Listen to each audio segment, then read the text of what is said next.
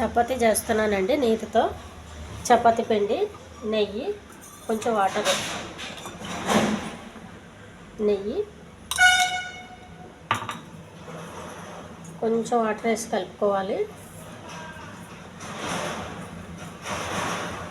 మరి ఎక్కువ వాటర్ వేయొద్దండి.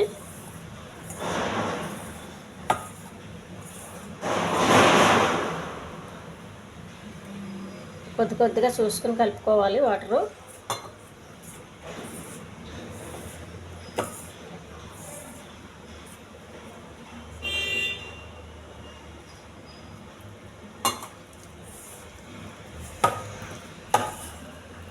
బాగా ఉండలు లేకుండా కలుపుకోవాలండి పిండి.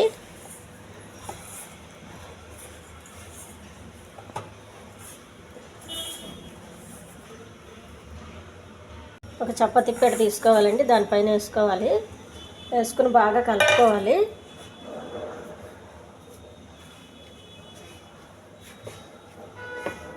మనం అప్పటికప్పుడు కాల్చుకోవచ్చండి.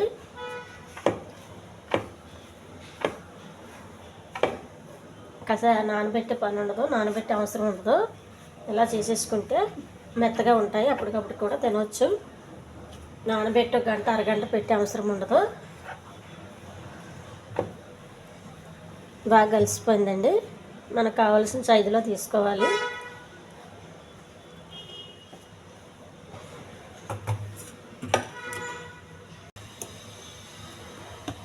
కొద్దిగా పిండి వేసుకోవాలండి.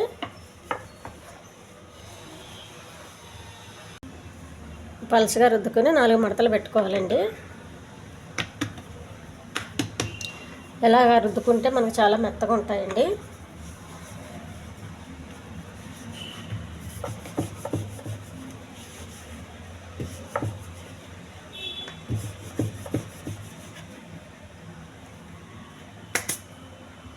స్టవ్ వెలిగించి పెనం పెట్టుకోవాలి.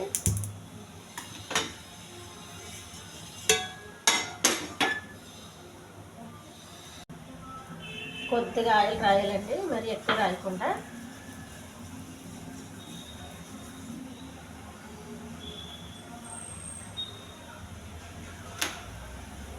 బాగా కాలనివ్వాలి.